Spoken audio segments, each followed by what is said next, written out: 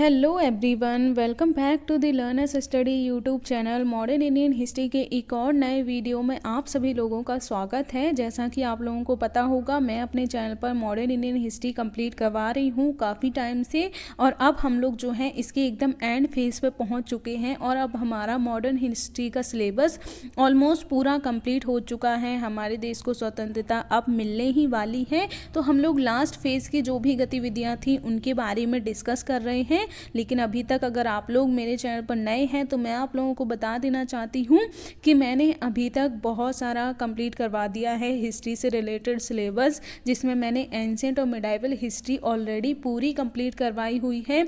तो जो लोग भी एंशिएंट और मिडाइवल हिस्ट्री के वीडियोस भी देखना चाहते हैं, आप लोग वो भी जाके देख सकते हैं। उनका लिंक आप लोगों को डिस्क्रिप्शन बॉक्स में मिल जाएगा। बाकी मॉडर्न हिस्ट्री का भी रिवीजन ज़रूर करते रहिएगा, क्योंकि ऑलमोस्ट 55 से ज़्यादा वीडियोस हो चुके हैं, लेकिन अब ज़्यादा वीडियोस नहीं आएंगे। सिर्फ 8-10 तो मैंने ज़्यादा ही बोल दिया, 5-6 वीडियो ही और आएंगे। उसके बाद हमारा जो सिलेबस है वो पूरा कंप्लीट हो जाएगा। उसके बाद हो सकता है कि मैं कुछ वीडियोस पोस्ट इंडिपेंडेंस हिस्ट्री पे भी लूँ, यानी कि स्वतंत्रता के बाद किस तरीके की चीज़ें रहीं, कैसे हमारे देश में सभी राज्यों का गठन हुआ, क्या क्या चुनौतियाँ रहीं, उन सब पर भी मैं थोड़ा बहुत डिस्कशन करूँगी। बाकी अगर आप लोग अपना सपोर्ट बनाए रखेंगे तो मैं वर्ल्ड हिस्ट्री भी ज़रूर कंप्लीट करवाऊंगी।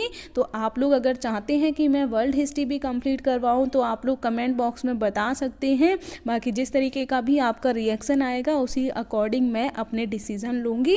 तो चलिए अब हम लोग आज के वीडियो को स्टार्ट कर लेते हैं। तो आज हम लोग डिस्कस करने वाले हैं आज़ाद हिंद फौज के बारे में। आप लोग देखते आ रहे होंगे कि अब हम लोग जो हैं हमारे एकदम एंड फेज पर पहुंच चुके हैं। और लास्ट वीडियो में मैंने आप लोगों को भारत छोड़ो आंदोलन के बारे में करवाया था, उसके पहले मैंने आप लोगों को क्रिप्स मिशन के बारे में कराया था। तो अब हम लोग जो है आज़ाद हिंद फौज के बारे में डिस्कस करेंगे, जिसे हम लोग इंडियन नेशनल आर्मी या फिर INA भी कहते हैं। तो ये क्या है, किस तरीके से इसका गठन किया गया था, क्या इसकी महत्वपूर्ण भूमिका हमें देखने को मिली, तो हम लोग सारी चीज़ें आज के वीडियो में डिस्कस करेंगे। तो बने रहिए हमारे साथ for learn and study with learners study. और प्लीज़ मेरे चैनल को सब्सक्राइब और वीडियो को लाइक ज़रूर कर दीजिएगा। आप लोग प्लीज़ अपना फीडबैक दिया कीजिए, क्योंकि यूट्यूब जो है वो किसी वीडियो को आगे तभी प्रमोट करता है जब आप लोग जो हैं उस पर फीडबैक देते हैं। तो अगर आप लोगों को मेरे वीडियो से थोड़ा बहुत भी फ़ायदा होता है तो प्लीज़ आप लोग अपना फीडबैक ज़रूर दिया कीजिए। लाइक और कमेंट करके बता सकते हैं। अगर आप लोगों को कोई भी कन्फ्यूज़न या फिर किसी भी तरीके की दिक्कत लगती है तो आप लोग मुझसे कमेंट करके पूछ भी सकते हैं। तो चलिए हम लोग आज़ाद हिंद फौज से रिलेटेड चीज़ें जान लेते हैं। तो सबसे पहले अगर हम लोग आज़ाद हिंद फौज के बारे में बात करें तो इसे, जैसा कि मैंने बताया, इंडियन नेशनल आर्मी या फिर INA भी कहा जाता है। इसने हमारे देश की स्वतंत्रता में एक महत्वपूर्ण भूमिका निभाई थी। तो किस तरीके से निभाई थी हम लोग जानेंगे, लेकिन सबसे पहले हम लोग जान लेते हैं इसकी स्थापना से रिलेटेड महत्वपूर्ण चीज़ें। जैसे कि अगर हम लोग बात करें कि इसकी स्थापना जो है वो 1942 में भारत के एक क्रांतिकारी नेता रास बिहारी बोस द्वारा जापान के टोक्यो में की गई थी। अगर हम लोग बात करें कि आज़ाद हिंद फौज को मोस्टली हम लोग जो है सुभाष चंद्र बोस से कनेक्ट करके देखते हैं, तो सुभाष चंद्र बोस ने इस फौज को बाद में एक और भी बड़े स्तर पर ले गए थे। इसका काफ़ी ज़्यादा उन्होंने डेवलप किया था। लेकिन अगर हम लोग बात करें इसकी स्थापना किसने की थी, तो इसकी स्थापना जो है वो सबसे पहले रास बिहारी बोस के द्वारा की गई थी 1942 में, और हमारे देश में नहीं की गई थी, ये जापान में की गई थी। तो ये भी कितनी बड़ी बात हो जाती है कि हमारे देश के किसी भी क्रांतिकारी नेता के द्वारा किसी दूसरे देश में जाके, वो भी जापान में, जो कि जापान उस टाइम पे एक काफ़ी बड़ी महाशक्ति हुआ करता था। जो जैसा कि अगर हम लोग बात करें और बड़े देशों के कंपेयर में, जापान भी उस टाइम पे काफ़ी पावरफुल कंट्री हुआ करता था। बाद में काफ़ी चीज़ें हुई जापान के ऊपर, जैसे वो आप लोगों को पता होगा परमाणु बम गिराया गया था। इसके अलावा और भी वहाँ पे कई चीज़ें हुई, जिसके बाद जापान की शक्ति जो है वो कम होती गई। लेकिन उस टाइम पे जापान काफ़ी पावरफुल देश हुआ करता था। तो जापान जैसे देश में हमारे देश के किसी क्रांतिकारी नेता के द्वारा वहाँ पे जाके लोगों को या फिर जो सैनिक हुआ करते थे उनको इकट्ठा करके अपनी एक अलग सेना बना लेना, ये काफ़ी बड़ी बात हमें देखने को मिल जाती है। तो रास बिहारी बोस के साथ इसमें हमें और भी लोग शामिल देखने को मिलते हैं, जैसे कि कैप्टन मोहन सिंह, निरंजन सिंह गिल, तो ये भी इसमें शामिल थे और इनका भी जो है पूरा सहयोग रास बिहारी बोस को मिला था, जिसकी वजह से उन्होंने इस तरीके की सेना जो है, जिसे हम लोग आज़ाद हिंद फौज कहते हैं, उसकी स्थापना कर पाई थी। और अगर हम लोग बात करें कि सबसे पहले इसके गठन का विचार किसके मन में आया था, तो कैप्टन मोहन सिंह के मन में ही इस तरीके का विचार आया था कि हमें इस तरीके की कोई सेना जो है या फिर इस तरीके की कोई आर्मी जो है उसका गठन करना चाहिए। और ये जो टाइम पीरियड आप लोग देख रहे हैं 1942, ये कौन सा टाइम पीरियड है, जब विश्व स्तर पे वर्ल्ड वॉर सेकेंड, जो द्वितीय विश्व युद्ध है, वो चल रहा था।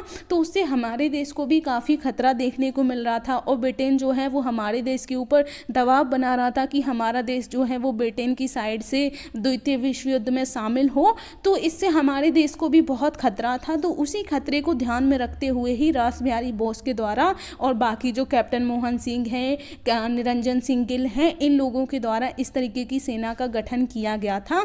तो ये बात भी आप लोग याद रख सकते हैं। बाकी यहाँ पे ये 2 पॉइंट बहुत इंपॉर्टेंट हो जाते हैं, क्योंकि मोस्टली लोग जो हैं आज़ाद हिंद फौज को सुभाष चंद्र बोस से कनेक्ट करके देखते हैं, तो उनको कन्फ्यूज़न रहता है कि सुभाष चंद्र बोस ने ही इसकी स्थापना की होगी और इस तरीके का विचार भी उनके मन में ही आया होगा।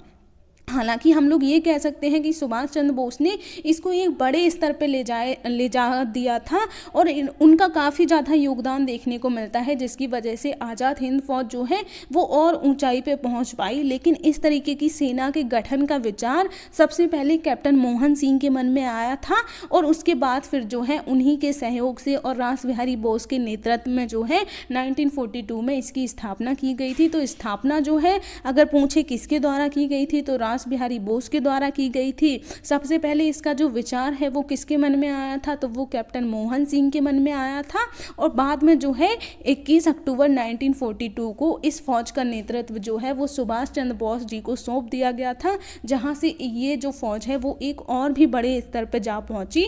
उसके बाद इसकी हमें कई सारी भूमिका जो है वो हमारे स्वतंत्रता आंदोलन में भी देखने को मिलती है। और जैसा कि मैंने बताया, इसे हम लोग इंडियन नेशनल आर्मी या फिर भारतीय राष्ट्रीय सेना के नाम से भी जानते हैं। तो इसका जो उद्देश्य था वो यही था कि ब्रिटिश शासन से भारतीय स्वतंत्रता को किस तरीके से सुरक्षित किया जाए, क्योंकि उस टाइम पे द्वितीय विश्व युद्ध हो रहा था। तो जो ब्रिटेन है वो हमारे देश के ऊपर काफ़ी ज़्यादा दबाव बना रहा था और हमारे देश की स्वतंत्रता के प्रस्ताव को भी नकारता जा रहा था, उस पर कोई ध्यान नहीं दे रहा था। तो उसी को संरक्षित करने के लिए ही ये जो है इसका गठन किया गया था। तो यही हमें इसका उद्देश्य देखने को मिलता है।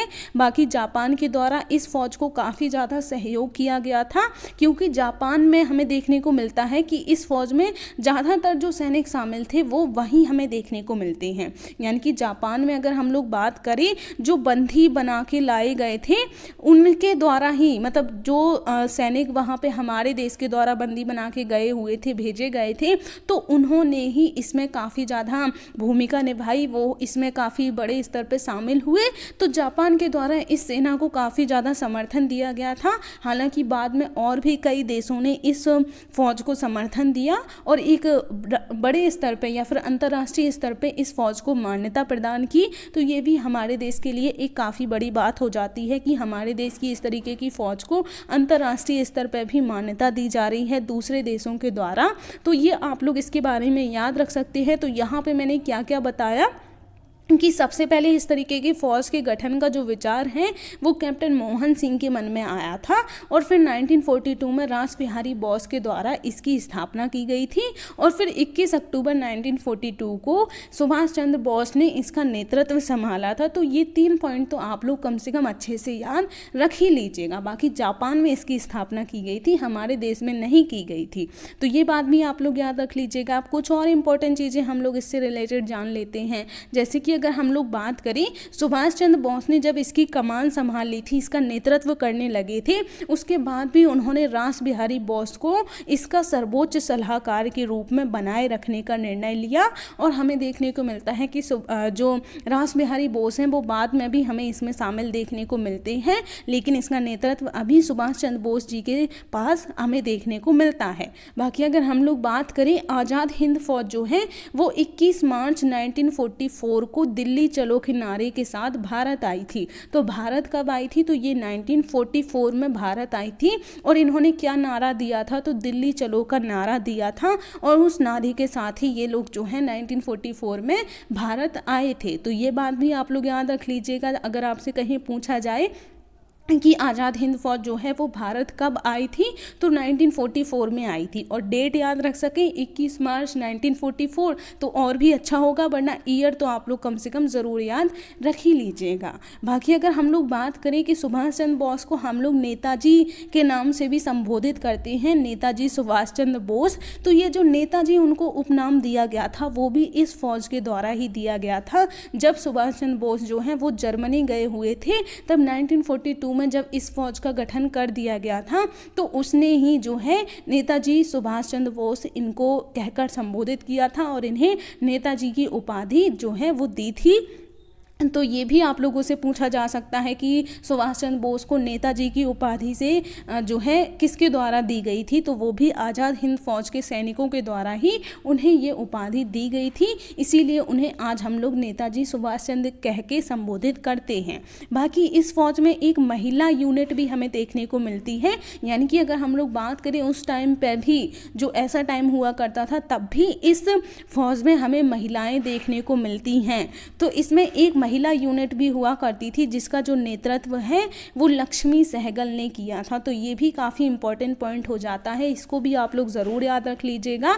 ये आज़ाद हिंद फौज की जो महिला यूनिट थी उसका नेतृत्व या उसकी कमान किसके पास थी, तो लक्ष्मी सहगल का नाम आप लोग ज़रूर याद रख लीजिएगा। सोचिए उस टाइम पे जो ये फौज हुआ करती थी उसमें भी हमें महिलाएं देखने को मिलती हैं, और प्रेजेंट टाइम में हमारी जो आर्मी है या फिर और भी जो इस तरीके की फोर्सेस हैं उनमें महिलाओं को कितनी मुश्किलों के बाद प्रवेश की अनुमति मिली है। तो यहाँ से आप लोग समझ सकते हैं कि उस टाइम पे सुभाष चंद्र बोस या फिर रास बिहारी बोस और जो इस तरीके के नेता जो इसमें शामिल हमें देखने को मिलते थे, उनकी सोच या फिर उनका जो माइंडसेट है वो किस लेवल का हुआ करता होगा कि उन्होंने महिलाओं को भी इसमें स्थान दिया था। तो ये बात भी आप लोग जो है इसके बारे में याद रख सकते हैं। तो ये भी कुछ इंपॉर्टेंट पॉइंट आप लोग याद रख लीजिएगा।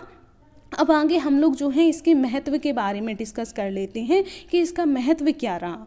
तो इसका सबसे पहला महत्व हमें यही देखने को मिलता है, ये सेना है, सेना में राष्ट्रीय चेतना का उभार हमें देखने को मिलता है। इसकी वजह से जो भारतीय सैनिक हुआ करते थे उनमें भी राष्ट्रीय चेतना की भावना पैदा हुई। तो ये हमें इसका एक पहला महत्व देखने को मिलता है। इसे आप लोग सही कर लीजिएगा, ये सेना लिखा हुआ है, सेना में राष्ट्रीय चेतना का उभार आया। इसके अलावा अप्रवासी भारतीय, ये यहाँ पर थोड़ी सी गलतियाँ हो गई हैं, टाइपिंग मिस्टेक हो जाती हैं, ये अप्रवासी है, आप लोग इसको भी सही कर लीजिएगा, अप्रवासी भारतीय।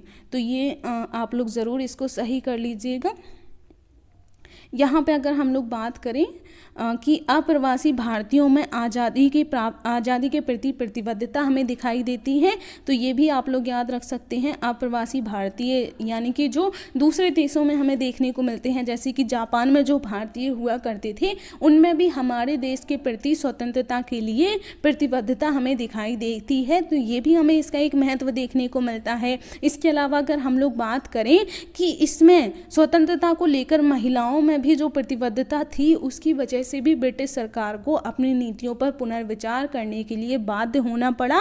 तो यहाँ पे इसका हमें एक और महत्व ये देखने को मिल जाता है कि इसकी वजह से, जैसा मैंने बताया, इसमें महिलाएं भी शामिल थी, महिलाओं की भी एक यूनिट हुआ करती थी। तो महिलाओं में भी स्वतंत्रता के लिए प्रतिबद्धता को देखकर ब्रिटिश सरकार जो है उसको भी अपनी नीतियों पर पुनर्विचार करने के लिए मजबूर होना पड़ा था।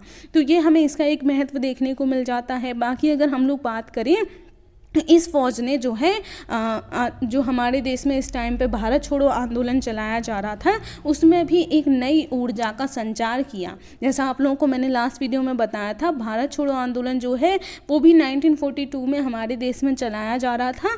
तो इस फौज के द्वारा अगर हम लोग बात करें, भारत छोड़ो आंदोलन में भी एक महत्वपूर्ण भूमिका निभाई गई और एक नई ऊर्जा का संचार किया गया। तो ये भी हमें इसका एक महत्व देखने को मिल जाता है। बाकी जैसा मैंने बताया, और भी देशों के द्वारा इसको मान्यता दी गई थी। तो जापान के अलावा 10 ऐसे देश थे जिन्होंने अंतर्राष्ट्रीय स्तर पर जो है इसको मान्यता प्रदान की थी। तो ये हमारे देश के लिए काफ़ी बड़ी बात हो जाती है कि हमारे देश की इस तरीके की किसी फौज को अंतर्राष्ट्रीय स्तर पर 10 से भी ज़्यादा देश जो हैं वो मान्यता प्रदान कर रहे हैं।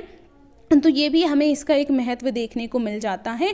तो ये सारी चीज़ें आप लोग जो हैं आज़ाद हिंद फौज से रिलेटेड याद रख सकते हैं। बाकी इस टाइम पे द्वितीय विश्व युद्ध चल रहा था, तो उससे भी एक कई सारी परिस्थितियां हमें देखने को मिलती हैं। तो उनके बारे में मैं जो हूँ वो अब नेक्स्ट वीडियो में डिस्कस करूँगी। तो अगर आप लोगों को वीडियो अच्छा लगा होगा तो प्लीज़ लाइक शेयर सब्सक्राइब ज़रूर कर दीजिएगा। बाकी अगर कोई भी कन्फ्यूज़न हो तो वो भी आप लोग मुझसे पूछ सकते हैं। प्लीज़ आप लोग अपना फीडबैक ज़रूर दिया कीजिए। बाकी अगर आप लोग किसी भी तरीके की कुछ भी पूछना चाहते हैं तो वो भी आप लोग मुझसे कमेंट करके पूछ सकते हैं।